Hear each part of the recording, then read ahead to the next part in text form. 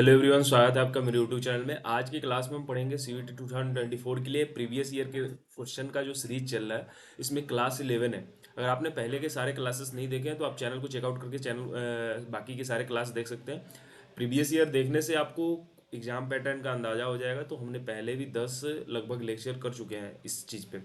तो अगर आपने पहले का वीडियो नहीं देखा है तो आप चैनल चेकआउट करके देखेंगे। अगर चैनल पर नए हैं तो चैनल को सब्सक्राइब करेंगे, और वीडियो पसंद आ रहा है तो वीडियो को लाइक करेंगे और दोस्तों में भी शेयर करेंगे। तो चलिए आज की क्लास को शुरू करते हैं। आज की क्लास को शुरू करने से पहले मैं एक बात आपको कहूँगा कि जैसे ही आप कॉपी पेन लेकर बैठे और जैसे ही क्वेश्चन आए आप खुद से प्रैक्टिस करें। उसके बाद क्या करें कि मैं जैसे एक्सप्लेन करूँ उसे देखें, ठीक है। तो इससे क्या होगा कि आप खुद भी प्रैक्टिस करते चले जाएंगे। तो चलिए, आज का पहला क्वेश्चन है कि in a certain code language effective is written as F G G F C F W Z U how guideline. मतलब कि सर्टेन कोड लैंग्वेज में इफेक्टिव को इस तरीके से लिखा गया है, तो हम गाइडलाइन को कैसे लिखेंगे। तो आप ध्यान से देखेंगे तो इसने क्या किया है कि इफेक्टिव में ई ये E F F E C T I V E यही है।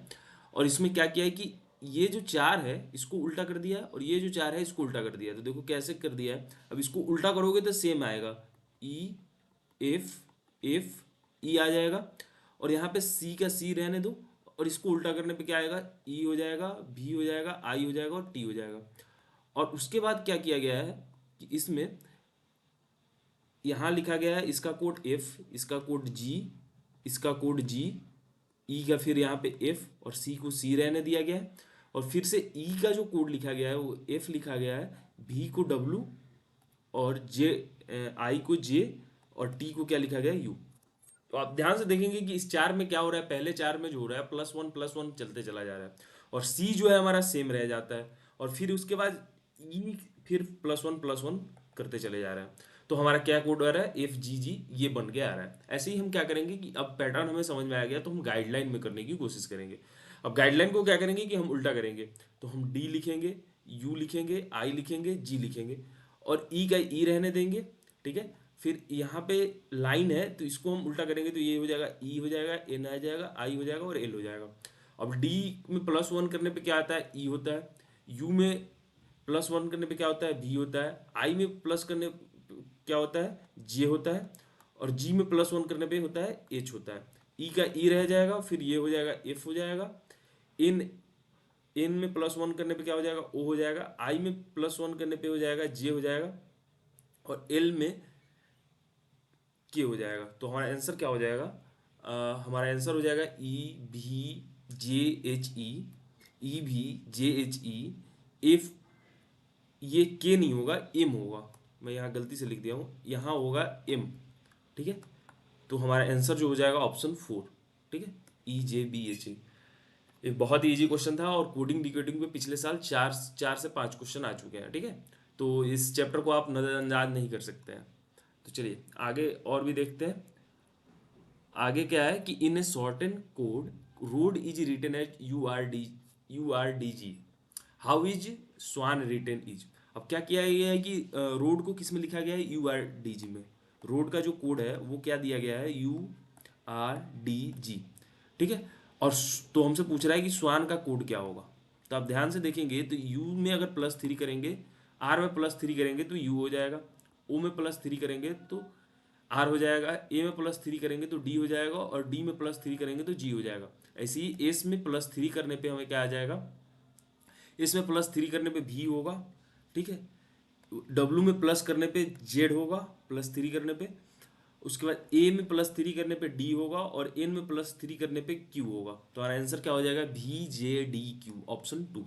नेक्स्ट क्वेश्चन पे चलते हैं। बहुत ही इजी इजी क्वेश्चन होते हैं, थोड़ा सा दिमाग लगाना होता है बस, ठीक है। नेक्स्ट क्वेश्चन पे चलते हैं। नेक्स्ट क्वेश्चन क्या कह रहा है कि for the given alternative word select the word which can not be can't be form using the letter of given words.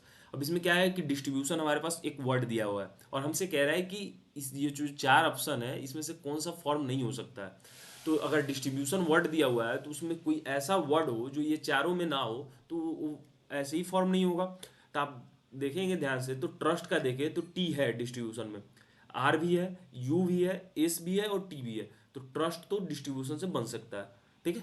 Situation में देखेंगे तो एस है, आई है, टी है, यू है, ए नहीं है। डिस्ट्रीब्यूशन में ए नहीं है तो सिचुएशन वर्ड बन ही नहीं सकता है, ठीक है। ट्यूशन बन सकता है, डिस्टर्ब बन सकता है, लेकिन सिचुएशन नहीं बन सकता है। सिचुएशन क्यों नहीं बन सकता है? क्योंकि इसमें ए नहीं है डिस्ट्रीब्यूशन में। तो हमारा आंसर क्या हो जाएगा? हमसे पूछा था कि कौन सा वर्ड बन नहीं सकता, तो ऑप्शन 2 सिचुएशन नहीं बन सकता।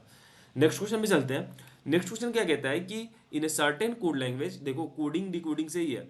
सर्टेन कोड लैंग्वेज माउस को क्या लिखा गया है? PRUQ C, ठीक है। और तो हमसे पूछ रहा है कि शिफ्ट को क्या लिखा जाएगा, ठीक है। तो अब ध्यान से देखोगे तो M में +3 करने पे क्या होता है? P हो जाता है। O में +3 करने पे R हो जाता है। और U का U रहने दो, U का U रहने दिया है कोड में। और Q, S से -2 करोगे तो Q हो जाएगा, और E से -2 करोगे तो क्या हो जाएगा? C हो जाएगा, ठीक है। C हो जाएगा। तो हमारा क्या समझ में आ रहा है पैटर्न कि पहले का दो को क्या करना है? +3 करना है, बीच का हमें सेम रखना है, और उसके बाद लास्ट का क्या करना है? -2 कर देना है। तो पहले क्या क्या समझ में आ रहा है? पहले के दो पैटर्न क्या करने हैं? +3। लास्ट के दो पैटर्न क्या करने हैं? -2। और बीच का बीच रहने देना है। तो शिफ्ट में SIFT, यही हो रहा है हमारा आंसर। इसमें देखो कि +3 करने पे क्या होगा? +3 करने पे भी आएगा क्या? ये +3 करने पे H में क्या आ जाएगा? +3 करने पे, और बीच का सेम रखना है, ठीक है। अब F से -2 करोगे तो D आ जाएगा, EFD। तो हमारा क्या हो जाएगा? यहाँ D हो जाएगा। T से -2 करने पे 18 आएगा, मतलब R हो जाएगा, VKIDR हमारा आंसर हो जाएगा, ठीक है। तो हमारा आंसर क्या हो जाएगा? ऑप्शन 3। नेक्स्ट क्वेश्चन पे चलते हैं। नेक्स्ट क्वेश्चन क्या कहता है? Ravi and Kunal are good in hockey and baseball, Sachin and Ravi are good in hockey and baseball, Gaurav and Kunal are good in cricket and volleyball, Sachin, Gaurav and Michael are good in football and baseball. तो हमसे पूछ रहा है कि who is good in hockey, cricket and volleyball. तो देखो ऐसे question में क्या करते हैं कि पहले एक चार्ट बना लो, उसके बाद क्या करते हैं कि देख लो कि कॉमन कौन है। ये हॉकी, क्रिकेट और वॉलीबॉल तीनों में कॉमन कौन है, वही हमारा आंसर हो जाएगा। तो चलो पहले हम चार्ट बनाते हैं। तो क्या कह रहा है? Ravi and Kunal are good in hockey and volleyball. तो हॉकी को पहले लिख लेते हैं। हॉकी में कौन से है? रवि कुणाल, ठीक है, रवि कुणाल है। और वॉलीबॉल में भी कौन है? रवि कुमार, रवि कुणाल वॉलीबॉल में भी है, ठीक है। सचिन एंड रवि किस में are in good in hockey and baseball? Sachin इसमें है, Sachin and Ravi are good in hockey and baseball, ठीक है। सचिन भी एक आ गया जो किस में गुड है? हॉकी में। और क्या है कि यहाँ पे are in good in baseball में भी क्या है? बेसबॉल में रवि है और सचिन है, ठीक है। अब यहाँ पे हमारे पास क्या है? Gaurav and Kunal are good in cricket and volleyball. Gaurav भी आ गया यहाँ पे, क्या? गौरव भी वॉलीबॉल में आ गया। और यहाँ पे क्या हो गया कि क्रिकेट में गौरव एंड कुणाल हो जाएगा। गौरव यहाँ से GAU से समझ लो, और कुणाल KUNL, ठीक है। अब क्या कह रहा है कि Sachin, Gaurav and Michael are good in football and baseball. Football में कौन कौन गुड है? फुटबॉल में आपका आ गया नीचे सबसे फुटबॉल लिख रहा हूँ, अगर दिख रहा हो तो ठीक है, नहीं तो मैं जो बोल रहा हूँ उससे समझ लो। Sachin, Gaurav and Michael. सचिन का S लिख देता हूँ, गौरव का G लिख देता हूँ, M से माइकल।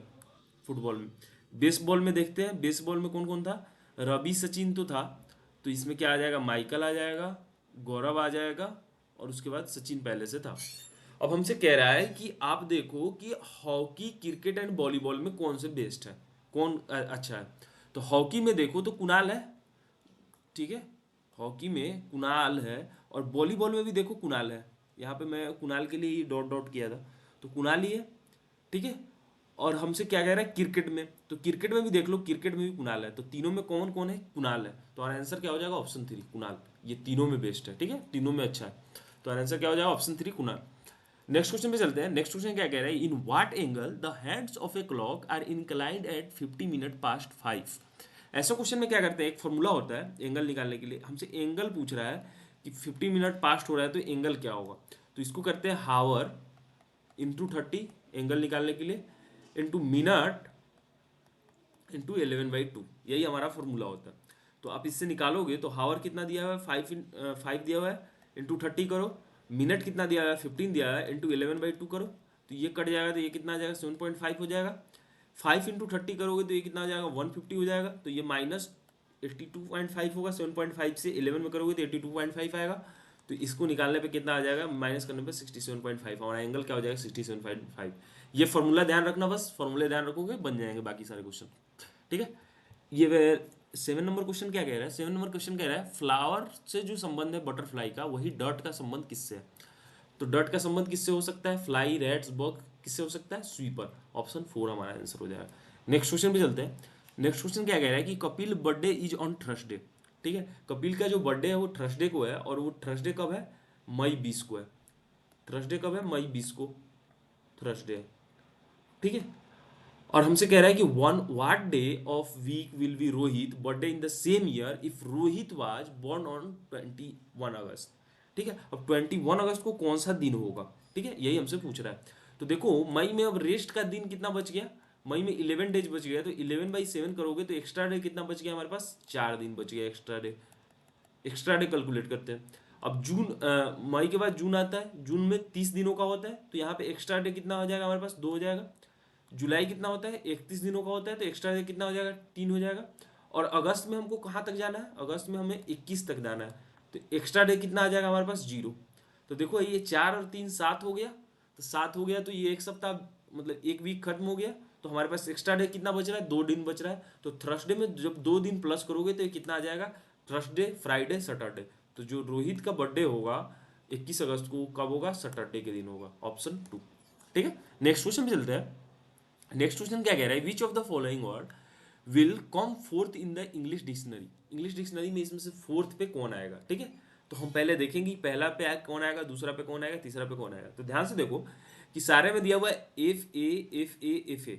ठीक है, एफ ए दिया हुआ है, तो ये तो नहीं होगा, तो पहले हम एफ दिया हुआ है, फिर सब में ए दिया हुआ है, तो ये देखते हैं। फिर क्या है, एल है, आई है, एल है। तो देखो कि 3 कौन सा हो जाएगा, ये 3 जो हो जाएगा ये पहले पे हो जाएगा, क्योंकि आई पहले आता है। अब देखो कि L, F A L, L 12 पे होता है, इसमें भी एल 12 पे होता है। फिर उसके बाद यहाँ 12 4 नंबर वाले में ऑप्शन में देखो 12, फिर दूसरा एल है तो 12 पे, और एस जो होता है वो बाद में होता है। तो पहले दूसरे स्थान पे कौन हो जाएगा, फोर्थ वाला हो जाएगा। तीसरे पे कौन हो जाएगा, फर्स्ट वाला हो जाएगा। फोर्थ पे कौन हो जाएगा, सेकंड वाला हो जाएगा। तो हमसे पूछ रहा है कि फोर्थ पे कौन आएगा, तो फोर्थ पे कौन आएगा, फॉलो। नेक्स्ट क्वेश्चन पे चलते हैं। नेक्स्ट क्वेश्चन क्या कहता है कि Amit and Babita are married couple. ठीक है, अमित और बबीता मैरिड कपल है। Chinu and Diman are brother. Chinu और दिमान क्या है, ये भाई है, और Chinu is brother of Amit, और चीनू क्या है, अमित का भाई है। How is Diman related to Babita. देखो अब इसको हम बनाना शुरू करते हैं। अमिता और बबीता कपल है, ठीक है, और चीनू क्या है, अमित का भाई है। चीनू अमित का ब्रदर है, और चीनू एंड दीमन क्या है, अमित का, चीनू एंड दीमन आपस में भाई है। ठीक है, यही हमारा रिलेशन बनता है। तो हमसे पूछ रहा है कि दीमान बबीता से कैसे रिलेट करता है, तो क्या होगा, देवर हो सकता है, या ब्रदर इन लॉ साला हो सकता है, क्योंकि देखो नाम दिया हुआ है, अगर जब तक जेंडर स्पेसिफाई ना करे ब्लड रिलेशन में, तब तक आप नाम से गेस नहीं करना। बबीता लड़का का भी नाम हो सकता है, ठीक है। जेंडर जब तक स्पेसिफाई ना करे तब तक आप कुछ नहीं कह सकते। तो इसका आंसर क्या होगा, ब्रदर इन लॉ होगा, या तो देवर या तो साला, option A, brother in law. Next question पे चलते हैं। नेक्स्ट क्वेश्चन क्या कह रहा है कि in a row of 40 children, A is 30 from the left and B is the 9th from the right and, how many children are there between A and C if C is 4 to the left of B. ठीक है, क्या है कि 40 children का group है, उसमें जो ए है वो 13 है किससे, लेफ्ट साइड से, और बी जो है वो 9th स्थान पे है किससे, राइट साइड से। और क्या होता है कि बी से जो है वो 4th स्थान पे, लेफ्ट साइड में 4th स्थान पे कौन है, सी है। तो हमसे पूछ रहा है कि कितने बच्चे ए और सी के बीच में। तो इसको ड्रॉ करने की कोशिश करते हैं। ये हो गया राइट हमारा, ये हो गया हमारा लेफ्ट। ए जो है वो 13 स्थान पे है, तो ए कुछ यहाँ पे होगा, ये कुछ यहाँ पे है 13 स्थान पे, ठीक है। बी जो है वो 9th स्थान पे है, यहाँ पे है बी कुछ 9th स्थान पे राइट से, ठीक है। अब यहाँ से क्या होता है कि सी जो है इसके 4th है लेफ्ट से, तो सी का लेफ्ट इधर होगा, ठीक है। तो इधर से 4th स्थान पे 1 2 3 4 यहाँ पे सी होगा, और हमसे पूछ रहा है कि ए और सी के बीच में कितने स्टूडेंट हैं, ठीक है। अब देखो सी का जो स्थान होगा वो क्या होगा, 13 पोजीशन हो जाएगा, क्योंकि 9th पोजीशन पे तो खुद बी था, और सी का पोजीशन क्या हो जाएगा, +4 करोगे इसमें तो 13 हो जाएगा। और यहाँ पे ए 13 पोजीशन पे है, तो टोटल कितना हो गया 26, तो इनके बीच में कितने होंगे 14 स्टूडेंट होंगे। ऑप्शन 2 हमारा आंसर हो जाएगा, क्योंकि टोटल स्टूडेंट 40 थे, तो इनका ही योग आ जा रहा है 26, तो इनके बीच में कितने स्टूडेंट होंगे 14 स्टूडेंट होंगे। चलो नेक्स्ट क्वेश्चन पे चलते हैं। नेक्स्ट क्वेश्चन क्या कह रहा है, in a certain code bat and cat, bat written as 23, cat written as 24, then how will you code ball. ठीक है, तो बैट को क्या लिखा गया है 23, तो बी किस पे आता है 2 पे आता है, ए किस पे आता है 3, ए 1 पे होता है, और टी कितने पे आता है 20 पे होता है। ये सभी को प्लस करोगे तो 23 आ जाएगा। ठीक है, कैट में क्या है कि बहुत इजी क्वेश्चन है। अब ये कैट में क्या है कि ये 3 पे आता है, ए कितने पे आता है 1 पे आता है, और टी कितने पे आता है 20 पे आता है, तो इस सभी को प्लस करोगे तो 24 आ जाएगा, और वही हमारा लिखा हुआ है। मतलब सीधा समझ में आ रहा है कि इनका जो अंक होगा अल्फ़ाबेट का, उसको हमको प्लस कर देना है।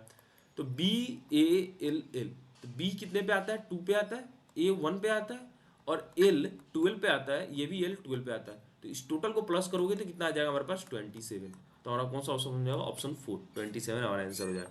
इसी के साथ आज का ये क्लास नंबर 11 खत्म होता है। अगर आपने प्रीवियस सारे क्लासेस नहीं देखे हैं तो आप जाकर चैनल को चेकआउट करके बाकी के सारे क्लासेस देख सकते हैं, और उसके बाद चैनल को लाइक कर दें और चैनल को सब्सक्राइब कर देंगे। ठीक है, वीडियो को लाइक कर देंगे और दोस्तों में भी शेयर करेंगे। अगर आपको कोई भी सीवीटी से रिलेटेड प्रॉब्लम हो जाता है तो आप मेरे इंस्टाग्राम पे जो नीचे दिया हुआ है या डिस्क्रिप्शन में भी लिंक होगा, या टेलीग्राम पे पर्सनली मुझे मैसेज कर सकते हैं। सीवीटी से रिलेटेड जो भी डाउट हो या जीवन में आपकी जो भी समस्या चल रहे हो, सबके लिए आप मुझे याद कर सकते हैं। ठीक है, और जो नहीं तैयारी कर रहे हैं आप अपने दोस्तों को भी तैयारी करने के लिए कहें और चैनल के बारे में बताएं। ठीक है, क्योंकि अगर अभी से तैयारी नहीं शुरू होगा तो बाद में बहुत लेट हो जाता है, बहुत हौच हो जाता है। ठीक है, तो मिलते हैं नए वीडियो के साथ। धन्यवाद।